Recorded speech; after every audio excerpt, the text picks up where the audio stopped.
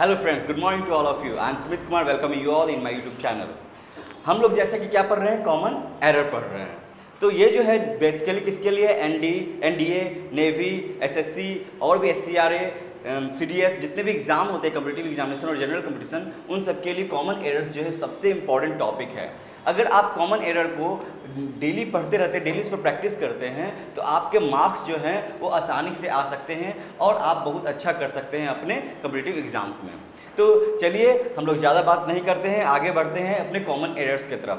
देखिए, common errors के बारे में मैंने बार बार बताया कि कॉमन एरर्स जो है वो क्या होता है। कॉमन एरर्स मतलब कि वो क्या होता है, कुछ छोटी मोटी गलती हो जाती है सेंटेंस में, वो जानबूझकर एग्जामिनर जो है वो क्या करता है, वो देता है उसमें कि आप जो है वहाँ पर कुछ गलती करें और आपको उसी गलती से बचना होता है। ये बहुत ही कॉमन मिस्टेक भी होती है। जैसे देखिए, ये इसमें एक क्वेश्चन है जिसमें दिया हुआ है, his behaviour with all his employees is so pleasing that everyone come forward to help him. और लास्ट सेक्शन है नो एरर। अगर गलती नहीं होगा तो हम लोग नो एरर सेक्शन में देते हैं। तो देखिए, इसमें क्या करता है, पार्ट बाय पार्ट सेंटेंस को बांट दिया जाता है और उसी से क्वेश्चंस को क्या कहता है, उसमें से आपको एरर खोजना होता है। तो देखिए, his behaviour with all his employees, तो इसका पहले मतलब समझ लेते तो ये और आसान हो जाता है कि उसका बिहेवियर जो था विथ ऑल हिज एम्प्लॉयज, मतलब जितने भी एम्प्लॉयज थे उन सभी के साथ, इज सो प्लीजिंग, मतलब इतना अच्छा था, that everyone come forward to help him, कि हर कोई जो है उसकी हेल्प करने के लिए आगे आता है।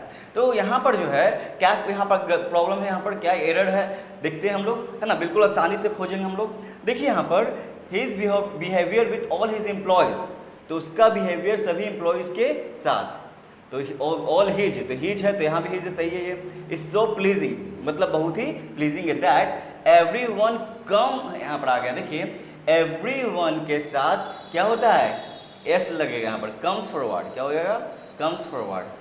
अगर ये ध्यान दीजिएगा क्योंकि प्रेजेंट टेंस में, तो यहाँ भी प्रेजेंट में होगा, तो यहाँ ध्यान देना है कि एवरीवन सिंगुलर है, क्या है, सिंगुलर सब्जेक्ट है। तो जब ये सिंगुलर सब्जेक्ट है तो इसके साथ जो वर्ब आएगा वो भी सिंगुलर वर्ब आएगा।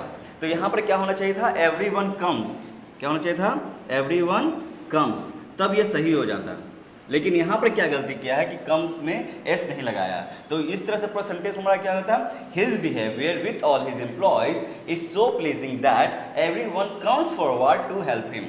तो इस तरह से हमारा आंसर क्या हो गया, ऑप्शन सी जो है हमारा आंसर हो गया। तो इस तरह से हम लोग देख रहे हैं कि बिल्कुल आपको लगेगा ही नहीं कि कहीं की गलती है पढ़ते समय, लेकिन जब ध्यान से पढ़िएगा और आपको ग्रामेटिकल जो नॉलेज है आपके पास, तो उस आप तुरंत जो है उसको पकड़ पाएगा उस एरर को। कैसे होते हैं हम लोग जो हर एक चीज़ को ध्यान से देखते हैं और तब उसके बाद उस पर एक्शन लेते हैं, तो उसी तरह आपको हर एक पार्ट को ध्यान से देखना है। अगर आपको ग्रामेटिकल रूल्स अच्छे से जानते हैं तो आप एक बार में देखते के साथ ही और पढ़ते के साथ ही आप उसको पकड़ सकते हैं। इसलिए आप ज़्यादा से ज़्यादा ग्रामेटिकल रूल्स और रेगुलेशंस को पढ़िए, जिससे क्या होगा कि आप आसानी से कॉमन एरर को। चलिए, तो हम लोग कुछ सेंटेंस देख लेते हैं जिससे वो कुछ आसान लग हो जाए और आपको याद भी हो जाए।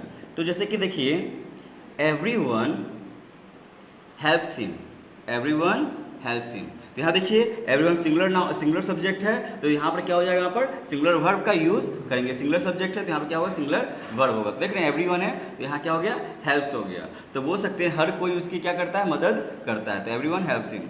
सेकेंड वन क्या है, everyone knows this fact, everyone knows this fact, मतलब कि हर कोई इस फैक्ट को जानता है। तो यहाँ देखिए फिर भी क्या है, यहाँ पर एवरीवन आया, सिंगुलर सब्जेक्ट है, और नोज क्या हो जाएगा, सिंगुलर वर्ब हो जाएगा। पता है आपको कि जितने भी वर्ब होते हैं वो हमेशा प्लूरल फॉर्म में होते हैं, उसको क्या सिंगुलर बनाया जाता है। सिंगुलर कैसे बनाया जाता है, तो एस लगाकर, जस्ट अपोजिट होता है नाउन के रूल के। नाउन में क्या होता है कि वो सिंगुलर होता है तो उसको क्या करते हैं, एस या एस लगाकर प्लूरल बनाया जाता है। यहाँ पर क्या होता है कि वर्ब हमेशा प्लूरल होता है, उसको क्या बनाया जाता है, सिंगुलर बनाया जाता है, एस या एस लगाकर। इसी कारण से ही, सी, इट और जितने भी सिंगुलर नाउन है उसमें क्या होता है, वर्ब में एस या एस लगता है, क्योंकि वर्ब हमेशा प्लूरल होता है, उसको सिंगुलर बनाया जाता है एस या एस लगा करके। ये बात आपको याद रखना है। चलिए अब बढ़ते हैं नेक्स्ट सेकंड क्वेश्चन की तरफ। चलो नेक्स्ट क्वेश्चन की तरफ हम लोग बढ़ते हैं स्टूडेंट्स। देखिएगा क्या है नेक्स्ट क्वेश्चन में, क्या है, the man who was blind with the right I was a notorious criminal of this area. तो ध्यान देखते हैं हम लोग इस तरह से क्वेश्चंस पर कि क्या है। चलिए कीटाणु को खोजते हैं, कहाँ कीटाणु है यहाँ पर, है ना। द मैन हु, मतलब वो आदमी जो, was blind with the right, वो क्या था, अंधा अंधा था। किससे, तो राइट आई से। वॉज अ नोटोरियस, क्या था, नोटोरियस क्रिमिनल था। नोटोरियस क्रिमिनल होता है कुख्यात अपराधी था। ऑफ दिस एरिया, कहाँ का, तो इस एरिया का। तो जब हम इसका मीनिंग समझ लिए हैं, अब इस पर क्या करते हैं, इस पर हमला करते हैं। कहाँ पर एरर है उस पर हमला करते हैं हम लोग। देखिएगा, ब्लाइंड के साथ, blind with the right I, ये एक प्रीपोजिशन से रिलेटेड हमारा कॉमन एरर है। तो प्रीपोजिशन में क्या होता है कि प्रीपोजिशन में आप पढ़े होंगे कि ब्लाइंड इन द लेफ्ट आई होता है या blind in the right I होता है।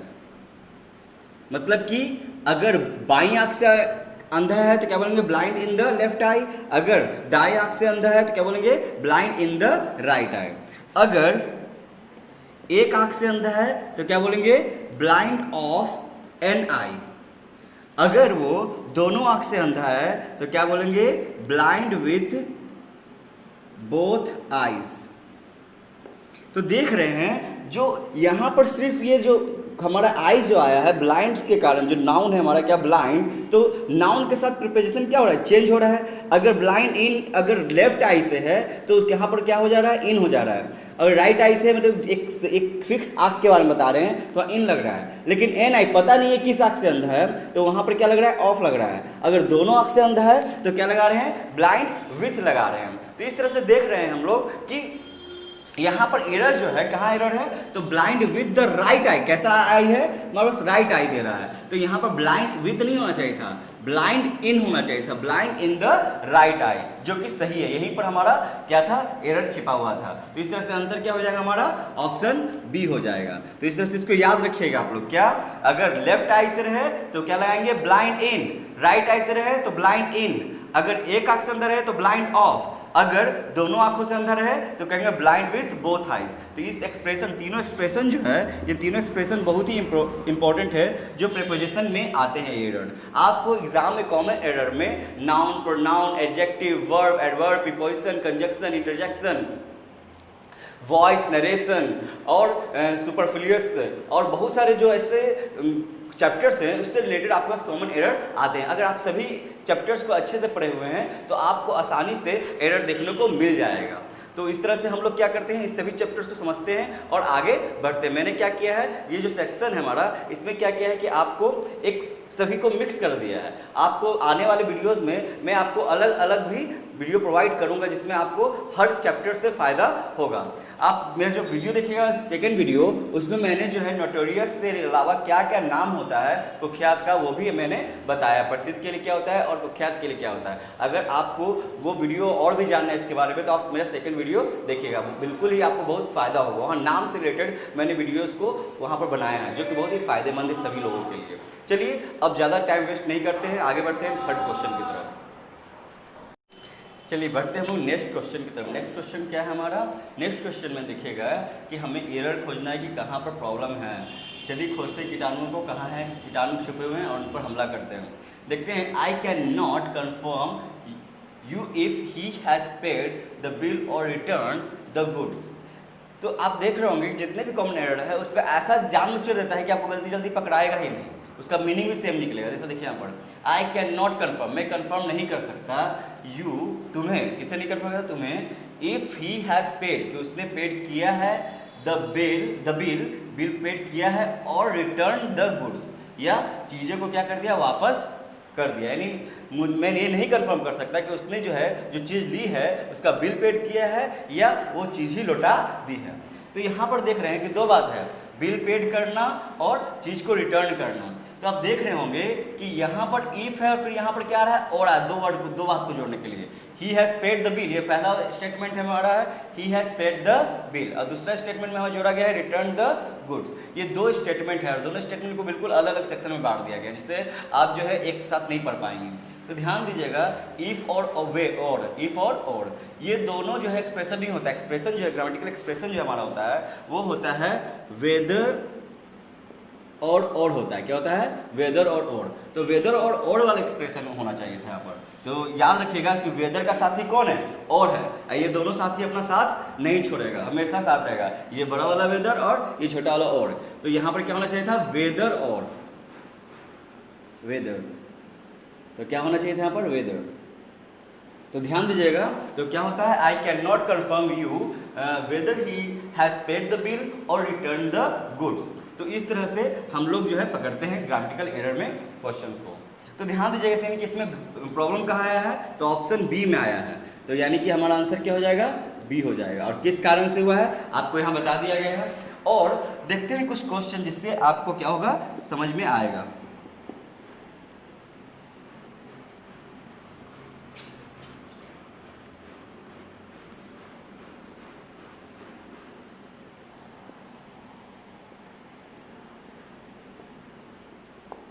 देखिए जैसे क्वेश्चन हमारा, ध्यान दीजिए, सेंटेंस हमारा, I don't know whether he will help you और नॉट। मैं नहीं जानता कि वह तुम्हारी मदद करेगा या नहीं।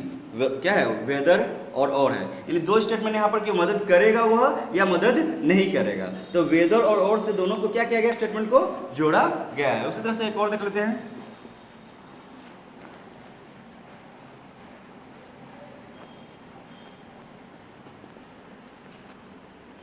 He is not sure whether she will talk with him or not। कह रहे कि ही इज नॉट श्योर, वो श्योर नहीं है कि weather C will talk with him और नॉट, कि वो उससे बात करेगी या नहीं, वो श्योर नहीं है। तो देख रहे हैं यहाँ भी वेदर क्या कर रहा है? दो स्टेटमेंट को जोड़ रहा है। सी विल टॉक विथ हिम, वो उससे बात करेगी या नहीं। तो देख रहे हैं एक पॉजिटिव और एक नेगेटिव स्टेटमेंट को जोड़ने के लिए हम लोग किसका यूज कर रहे हैं? वेदर और का यूज कर रहे हैं। ये साथ ही है, जहाँ जहाँ वेदर तो वहाँ पर और, चाहे जहाँ और होगा वहाँ वेदर आएगा ही आएगा। इस तरह और भी बहुत सारे कंजक्शन से रिलेटेड जो कॉमन एरर है वो देखने को मिलेंगे, जो पेयर में होते हैं, जो कंपाउंड में होते हैं। तो हम लोग और भी आने वाले क्वेश्चंस में देखते रहेंगे, क्योंकि हम जो पढ़ा रहे हैं यहाँ पर मिक्स्ड कॉमन एरर पढ़ा रहे हैं। तो आप लोग देख रहे होंगे कि हम क्या किए हैं इस बार, कॉमन एरर किससे डाले? कंजक्शन से रिलेटेड डाले हैं। तो आपको क्या करना है? बस ग्रामेटिकल एक्सप्रेशन को वीडियो देखते रहना है और सभी ग्रामेटिकल एरर को क्या करना है? याद करते जाना है। इससे क्या होगा कि आप तुरंत ही क्वेश्चन को पकड़ पाएंगे। चलिए बढ़ते हैं नेक्स्ट क्वेश्चन की तरफ। चलिए बच्चों हम लोग देखते हैं नेक्स्ट क्वेश्चन की तरफ, फोर्थ। ठीक है, फोर्थ क्वेश्चन में हमारा कॉमन एरर खोजना है। The burglar were broken into the house and took away some cash and many precious things. तो कह रहे हैं कि यहाँ पर कि मीनिंग्स का समझते हैं हम। क्या? जो बर्गलर है वो क्या हो, एक तरह का ये चोरी होते हैं जो क्या करते हैं, जिसको जो सेंस लगा देते हैं घर में। The burglar were broken into the house, वो क्या हो गया? घर में घुस गया। And took away some cash, और कुछ केस ले लिए। एंड मेनी प्रेशियस थिंग्स, और जितने भी प्रेशियस थिंग थे, मतलब जितने भी कीमती चीज़ थे वो ले गए। तो यहाँ देख रहे हैं आप कि द बर्गलर वर ब्रोकन। ध्यान दीजिएगा यहाँ पर ये क्या है? हमारा सब्जेक्ट है और उसके बाद यह हेल्पिंग वर्ब आया और उसके बाद वर्ब का थर्ड फॉर्म आया। तो सब्जेक्ट प्लस हेल्पिंग वर्ब और फिर जब है क्या रहे वर्ब का थर्ड फॉर्म होता है। तो ये आपको पढ़े होंगे आप लोग किसमें? वॉइस में पढ़े होंगे कि यहाँ पर ऑब्जेक्ट आगे आता है, लेकिन यहाँ पर तो लूटने वाले खुद बर्गलर हैं। और जब सब्जेक्ट पहले आए तो यहाँ पर वर्ब थर्ड, यहाँ पर इज आर, यहाँ पर हैज़ हैव होना चाहिए था अगर थर्ड फॉर्म है तो हैज़ हैव है नहीं, यानी ये हैड भी नहीं है। यानी कि इसका मतलब कि ये जो है ये सब्जेक्ट ये है, तो यानी कि वर्ब थर्ड नहीं होना चाहिए था। ये क्या होना चाहिए था? हमारा वर्ब ब्रोकन नहीं होना चाहिए था। यहाँ पर वर्ब का क्योंकि पास्ट में हुआ ऐसा टुक अवे क्या है? सेकेंड फॉर्म है ना, तो सेकेंड फॉर्म है। तो यहाँ पे क्या होना चाहिए था? ये भी सेकेंड फॉर्म होना चाहिए था। यहाँ होना चाहिए था द बर्गलर्स वर ब्रोकन नहीं, ब्रोक हो जाता, ब्रोक इनटू द हाउस। मतलब ब्रोक इनटू हाउस का मतलब जबरदस्ती घर में घुसना। तो बर्गलर जो जबरदस्ती घर में घुस गए, है ना। And took away some cash, और कुछ केस उठा लिया। एंड मेनी प्रेशियस थिंग्स, और जितने भी कीमती चीज़ें थी उन सभी चीज़ों को क्या कर लिए? ले गए। तो यहाँ देख रहे हैं आपको कि द बर्गलर्स वर ब्रोकन होता था, इसका मतलब क्या? ब्रोकन मतलब हो जाता है क्या? ब्रोकन इनटू द हाउस मतलब है ना कि घर में जबरदस्ती क्या हो गया? बर्गलर्स को घुसाया गया। तो ये तो गलत हो जाता है। तो ध्यान दीजिएगा पैसिव वॉइस में ये क्या होता है हमारा, ध्यान दीजिएगा एग्जाम्पल से। जैसे हम बोलते हैं ही कोल्ड मी, ही कोल्ड मी का मतलब क्या हुआ? उसने मुझे बुलाया। अगर यहीं पर हेल्पिंग वर्ब आ जाता जैसे, तो यहाँ पर ही वाज आ जाता, क्या होता? ही वाज कोल्ड, तो इसका मतलब क्या हो गया? उसे बुलाया गया। तो ये क्या बन गया? यहाँ पर ये ऑब्जेक्ट बन गया। ही वाज कोल्ड, ये क्या वर्ब का थर्ड फॉर्म, ये क्या है हमारा? हेल्पिंग वर्ब या लिंकिंग वर्ब है। तो यहाँ पर ये ऑब्जेक्ट बन जाता है। क्योंकि इस पर काम किया गया है, इसको क्या किया गया है, बुलाया गया है। तो चोर को जो है जबरदस्ती घुसाया नहीं गया है, चोर जबरदस्ती घुस गया है, इसीलिए ये यहाँ पर सब्जेक्ट है ना। तो इसलिए यहाँ पर वाज वर्ड का यूज नहीं होना चाहिए था, वर्ब का सेकंड फॉर्म होना चाहिए, तभी ये एक्टिव बन पाता। नहीं तो ये पैसिव वॉइस बन जाता, तो बर्गलर को जबरदस्ती घर में घुसा लिया गया, जो कि गलत हो जाता, अर्थ का अनर्थ हो जाता। इसीलिए हम लोगों को इसी तरह इस सेंटेंस पर, इस स्ट्रक्चर पर याद करना पड़ेगा, क्या, subject plus V2 plus object. ये क्या हमारा एक्टिव स्ट्रक्चर है, एक्टिव स्ट्रक्चर है, जिसमें सब्जेक्ट क्या करता है, लीड करता है, और यहाँ पर ही जो है क्या है, ऑब्जेक्ट, जो कि क्या है, पैसिव स्ट्रक्चर है। ठीक है, तो इसमें क्या हो रहा है कि यहाँ पर सब्जेक्ट खुद काम कर रहा है, उसने बुलाया है मुझे, और इसमें क्या है, ही वाज कॉल्ड, उसको बुलाया गया है, इस पर काम किया, किस पर किया जा रहा है, ही पर किया जा रहा है। तो आप देख रहे होंगे कि कितना जो है वर्ब के कारण जो है कितने सारे मतलब कि एरर आ सकते हैं, तो इसलिए आपको ये जो है याद रखना पड़ेगा। ठीक है, तो हम लोग बढ़ते हैं अब नेक्स्ट क्वेश्चन की तरफ। आपको समझ में आया होगा ये क्वेश्चन, अब बढ़ते हैं नेक्स्ट क्वेश्चन की तरफ। चलिए बढ़ते हैं नेक्स्ट क्वेश्चन की तरफ। नेक्स्ट क्वेश्चन में क्या है हमारा, my cousin studied hard in order that he may get a good position in the test. Sorry, ध्यान से दीजिएगा, पहले इसको क्या करें कि धीरे धीरे पढ़ना है हमको। ठीक है, my cousin studied hard in order that he may get a good position in the test. तो ध्यान दीजिएगा कि ऐसा लग रहा है कि क्या बोलना चाह रहा है वो, कि मेरा कजन जो है स्टडीड हार्ड इन ऑर्डर इसलिए पढ़ता है इतना ज़्यादा, that he may get a good position in the test, कि वो टेस्ट में अच्छा पोजीशन प्राप्त कर सके। तो यहाँ देखिएगा, माई कजन स्टडीड, स्टडीड क्या है, वर्ब का सेकंड फॉर्म है, सब्जेक्ट कौन है, माई कजन। तो माई कजन स्टडीड, मेरा जो कजन है, मेरा जो चचेरा भाई है या बहन है, वो क्या करता है, स्टडीड करता, पढ़ता है या पढ़ती है, हार्ड इन ऑर्डर, मतलब बहुत कड़ी मेहनत से पढ़ती है। दैट ही है, तो ही मतलब पढ़ता है, तो पढ़ता है इसलिए क्यों, he may get a good position in the test. तो ध्यान दीजिएगा, V2 है। अब मे जो है, मे का पास्ट क्या होता है, माइट होता है, मे का पास्ट क्या होता है, माइट। अगर हमारा सब जो सेंटेंस है वो पास्ट में स्टार्ट हुआ है, तो हमारा जो वर्ब आना चाहिए था, वर्ब, वो भी पास्ट में होना चाहिए। तो मे का पास्ट क्या होता है, माइट, यानी कि हमारा एरर कहाँ है, ऑप्शन सी में एरर है हमारा, यानी कि यहाँ पर ऑप्शन सी होगा आंसर। तो देख रहे होंगे आप कि हम जो है सेंटेंस के मुताबिक जो है अपने वर्ब को देख रहे होते हैं, या जिस पार्ट में एरर होता है उस पार्ट को देख रहे होते हैं। तो ध्यान दीजिएगा, यहाँ पर क्या होना चाहिए था, my cousin studied hard in order that he might get a good position in the test, ये होना चाहिए था। क्योंकि आप जानते हैं नरेशन का एक रूल भी है, नरेशन जब चैप्टर पढ़े होंगे तो पढ़े होंगे कि अगर रिपोर्टिंग वर्ब अगर पास्ट टेंस में हो, तो जो रिपोर्टेड स्पीच जो होता है, रिपोर्टेड स्पीच जो होता है वो क्या होता है हमारा, वो भी पास्ट टेंस में होता है। तो चूंकि यहाँ मे है, तो मे का पास्ट क्या होता है, माइट होता है, तो इसलिए यहाँ पर क्या हो जाएगा, माइट हो जाना चाहिए था, तभी ये क्या होता है, आसान हो जाता है। तो याद रखिएगा, अगर रिपोर्टिंग वर्ब अगर पास्ट में है तो रिपोर्टेड स्पीच जो है उसका भी टेंस क्या होना चाहिए था, पास्ट में होना चाहिए। और इससे भी रिलेटेड रूल्स है जो आप पढ़िए, लेकिन यहाँ पर ध्यान दीजिएगा, अगर मॉडल है तो कैन रहता तो कुड, मे रहता तो माइट, कैन रहता तो कुड, मे रहता तो माइट, और देखते हैं हम लोग सेल रहता तो शुड। इस तरह से हम लोग को क्या करना पड़ेगा, सबको याद रखना पड़ेगा। चलिए बढ़ते हम लोग नेक्स्ट क्वेश्चन 6 पे तरफ। क्या है 6 नंबर में कि all I know is that I want be at peace with my self unless I do not go there. तो इसमें हम लोग को कॉमन एरर खोजना है कि कहाँ कॉमन एरर है। तो all I know is that, मैं इतना जानता हूँ कि I want be at peace, मुझे शांति नहीं मिलेगी, विथ माई सेल्फ मतलब मुझे खुद से, unless I do not go there, जब तक मैं वहाँ नहीं जाता। तो देख रहे होंगे, जैसे ही पढ़ रहे होंगे तो आप देखिए अनलेस एक एक्सप्रेशन है ग्रामर में, तो अनलेस के बाद जो होता है वो नेगेटिव नहीं होता है। अगर हम अनलेस के बाद नेगेटिव यूज करते सुपरफ्लुअस हो जाता है, तो इसलिए जो है सुपरफ्लुअस हो जाएगा डू नॉट लगाना, तो इसलिए हम लोग क्या यहाँ पर यूज करेंगे, यहाँ पर डू नॉट का यूज नहीं करेंगे, यहाँ हो जाता है अनलेस आई गो देयर। तो याद रखिएगा, अनलेस और अनटिल ये सब जो है वर्ड खुद ही में ही क्या है, नेगेटिव है, तो इसके साथ जो है हम लोग नेगेटिव टर्म का यूज़, नॉट का यूज़ नहीं करते हैं। तो अनलेस और अनटिल के साथ नॉट का यूज़ गलत हो जाएगा, यानी कि हमारा आंसर क्या होगा यहाँ पर, ऑप्शन डी होगा। तो देखते हैं इसका कुछ examples. Wait here until I come, यहाँ इंतजार करो जब तक मैं यहाँ नहीं आ जाता, है ना। तो क्या होगा, wait here until I come, यहाँ इंतजार करो जब तक मैं नहीं आ जाता। you will not succeed unless you work wisely.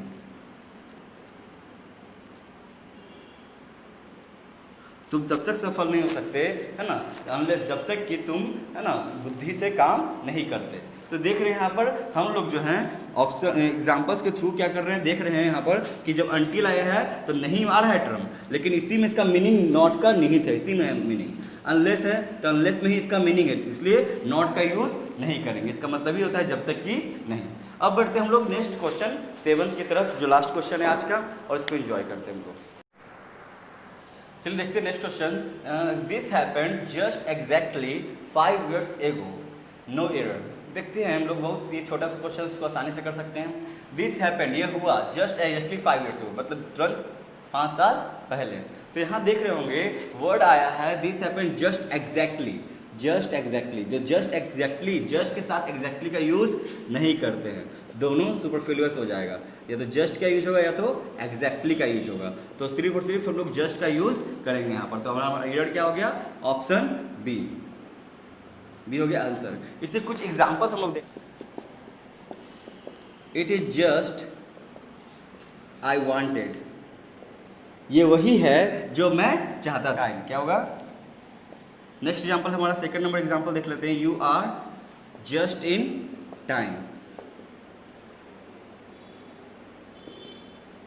तो देख रहे हैं हम लोग 2 एग्जाम्पल से इसको आसानी से समझ सकते हैं। पहला एग्जाम्पल क्या है, it is just I wanted, ये वही चीज़ है जो मैं चाहता था। तो जस्ट एग्जैक्टली नहीं बोलते, बहुत सारे लोग जानते हैं बोलने में यूज़ कर लेते हैं जस्ट एग्जैक्टली। तो कभी कभी सुनना भी गलत हो सकता है, क्योंकि लोग बहुत सारे जस्ट एग्जैक्टली बोल देते हैं, और आपको कहे सुनने में तो अच्छा लग रहा है क्योंकि आप सुने हुए हैं इसलिए अच्छा लग रहा है। तो यहाँ पर अगर ग्रामेटिकल नॉलेज नहीं होगा तो सुना हुआ आप पर भारी पड़ सकता है और आपका मार्क्स चुरा सकता है आपसे। तो इसलिए दोनों एग्जांपल्स जो है, it is just I wanted, ये वही चीज़ है जो मैं चाहता था, and you are just in time, तुम जो है ठीक समय पर आए हो। तो इस तरह से हम एग्जांपल्स के थ्रू और भी वीडियोस लाएंगे जिसके थ्रू हम लोग कॉमन एरर को सीख सकते हैं। अगर आपको ये वीडियो अच्छा लगा हो तो वीडियो को लाइक करें, और आप मेरे चैनल पहली बार आए हैं तो मेरे चैनल को सब्सक्राइब करें।